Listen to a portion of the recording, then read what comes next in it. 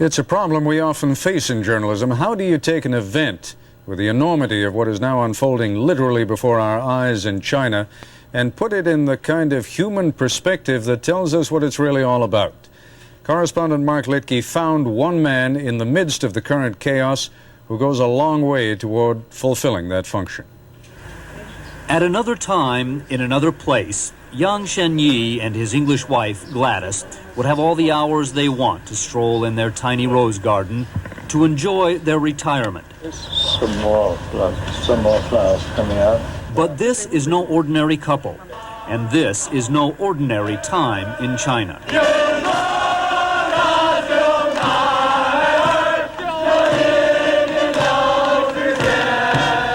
This tremendous mass movement shows that Chinese people still have the same old revolutionary spirit. I think it showed real courage for them to do those demonstrations. And if they see more suppressions, then the same courage will rise again. Courage is a word Yang Shenyi knows something about. As he spoke to us, he expected to be arrested at any moment for criticizing his government. At 74, Yang is one of China's most respected intellectuals, a historian, a translator. He attended Oxford University in the 30s, where he met Gladys, the daughter of missionary parents. They fell in love, married, and returned to China, where for the past 4 decades they have taught and spoken out against injustice. He says he expects he could be arrested at any time. Yes, why not? He has broken the martial law. During the weeks of turmoil here, Yang is one of the prominent intellectuals who have repeatedly and very publicly attacked China's conservative rulers, giving moral support to the students. At the moment, we are only asking for the freedom of the press, freedom of expression, and a serious investigation into the corruption, especially on the top government circles. It is a role intellectuals have played here going back to the days of the emperors. But throughout China's turbulent history, the intellectual who speaks out is often the first to suffer. I think in any revolution or revolutionary movement, there must be people who should have the courage to speak out or act openly against something reactionary. And in doing so, there could have been sacrifices. And such things are probably inevitable. But I have no desire to be so dramatic as to become a martyr. No. Dramatic or not, the Yangs, both of them, have suffered before. During the Cultural Revolution, when intellectuals were attacked, they spent 4 years in jail, Gladys in solitary confinement. Could it happen again? I can't see mass arrests or persecutions like the Cultural Revolution, but I think they'll probably try to make an example of certain individuals. I consider this a hardliner's last backlash, and I don't think it will last very long. I'm always very cheerful. You're optimistic? Of course. Even if you and others like you have to go to jail? Yes. What makes Yang Shenyi dangerous to China's aging leaders as they crush dissent and hang on to power is that he is one of them. A revolutionary who resisted the Japanese occupation, who fought against the armies of Chiang Kai-shek, a member of the Communist Party that founded modern China. Now, he has publicly condemned China's leaders as fascists, including Deng Xiaoping. If you could be face to face with them right now, what would you say to them? I'll say that they must have forgotten some of their old ideals and principles. Which were? Which were serving the people. Should Deng Xiaoping step down? Well, I certainly think he's too old. Yes. When you say the government is fascist, is that a charge you aim at him specifically? I charge at anybody who give order to suppress the people with the armies. As a fascist? Yes.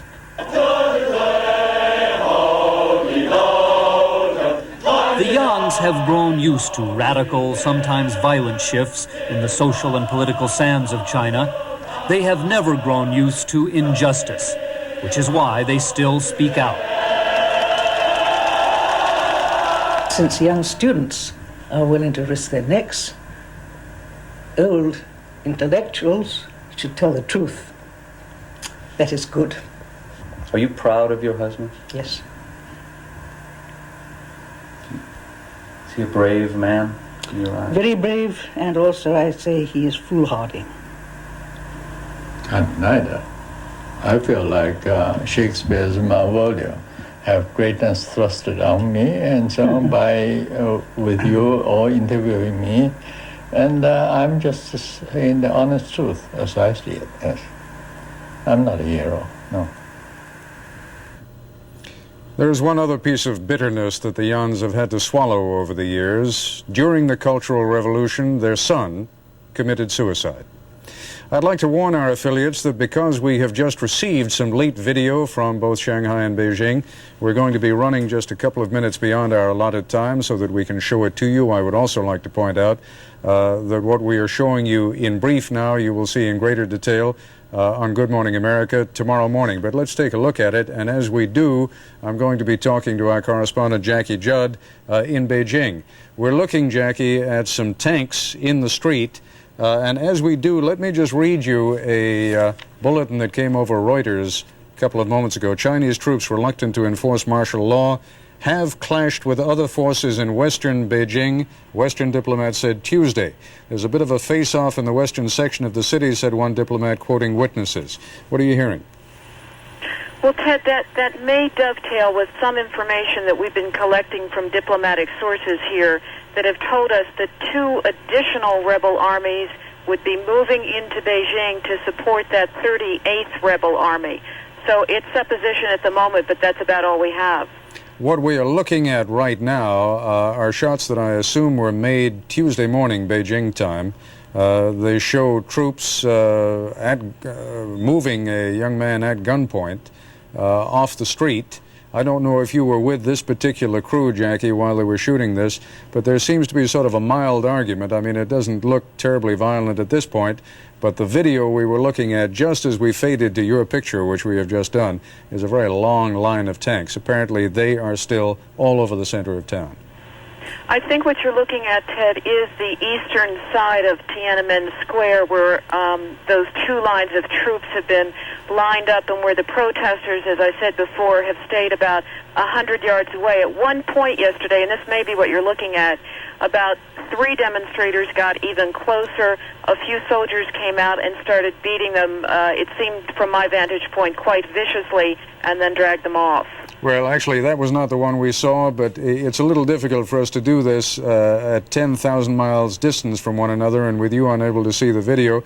We are now looking at a tank moving down a street, now a large group of soldiers, apparently some civilians among them.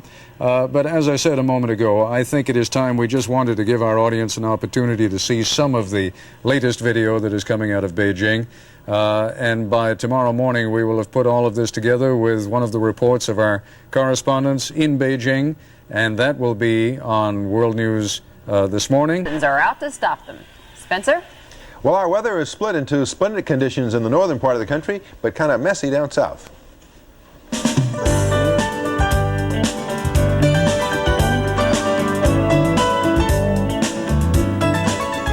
And good morning again, everyone. Nice to have you with us. I'm Charles Gibson. And I'm Jen Lennon. It's going to be a big game out there in Detroit. Big basketball game today, and of course events in China moving so fast it's difficult to keep up with everything that's going on. We'll be talking about that first thing this morning. And we have a lot of other things coming up. Also ahead, 21 Jump Street's Peter DeLuise, that's Dom's son. And also we will tell you about a couple from Nebraska who have been forced to get a divorce to make the wife poor enough to qualify for the medication she needs. It's a story, I guess, really about fighting the system that's coming up.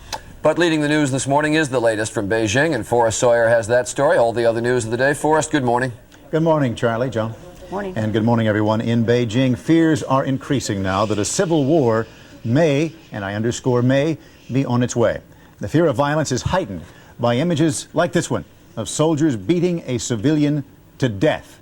there are reports that fighting has broken out now in the western section of Beijing, that's around the diplomatic compound area, between different military factions. But I want to emphasize that none of this is confirmed. We do know the 27th Army, that is the one that originally attacked the demonstrators on Tiananmen Square, that's the one that has taken a defensive position in the city. And now there is news that foreigners are fleeing Beijing. Gary Shepard reports on these latest events in China. The Chinese army continued to move additional troops and tanks into Beijing today. The United States Embassy recommended that all American citizens leave the Chinese capital as soon as possible. An embassy spokesman said the situation is now so uncertain that their lives could be in danger if they remain here. More than 100 American students who are studying at Beijing University began packing up yesterday and have been moved to a local hotel until they're able to get a confirmed flight. Beijing's airport has been jammed with foreign tourists and businessmen trying to leave, and the atmosphere throughout the city has become very tense. Chinese troops have set up positions near the foreign residence compound, and one U.S. Embassy spokesman says there is a definite threat of civil war erupting. Military units outraged at last weekend's massacre are believed to be preparing to fight it out with the hard-line forces that killed 2,600 demonstrators early Sunday morning and are now occupying Tiananmen Square. Rumors that Chinese leader Deng Xiaoping is dead or dying of cancer are now sweeping this city, and another unconfirmed report claims that Premier Li Peng has been shot in the leg by an irate soldier whose relatives were killed during the weekend's military assault. Gary Shepard, ABC News, Beijing. So you see that once again today events are unfolding very rapidly in Beijing, China, and rumors are moving around all over the city. ABC News correspondent Todd Carroll is standing by with us on the phone because, of course, satellite transmission is not being permitted by the Chinese. Todd, let us start with these reports of the military units fighting among themselves. What can you tell us about that? Well, it's very difficult at this point to confirm any exchange of fire or fighting between military units. We do know that throughout the day there has been gunfire. We know that in the west of the city, several miles from the central Tiananmen Square, many residents, ordinary people, have recently been shot and are in a hospital. And we've been told that there was tank fire within the last few hours toward the military museum. But beyond that, it's just not clear who is fighting whom. Now, Todd, as you move away from that military museum area that is in question at this point and on toward the other parts of the city, how are people going about their lives? Well, in other sections in the north of the city, the old city area, the atmosphere is still tense, but people are going about their business trying to stock up on more food. And people for the last few days have been intensely angry at all the violence and are talking about all the onslaught of the military.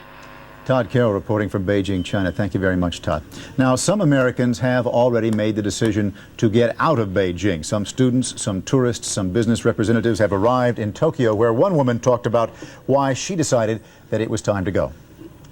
But this morning, when we heard that the tanks might be firing at each other, we decided it was getting dangerous. We were living there with 2 children, and a number of people tried to urge us to leave with the children now because it was not clear how long the airport would be open and what we'd be able to do after waiting longer.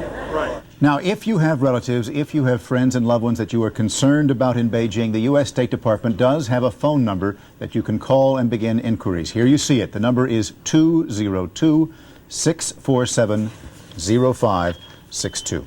Now let's move to another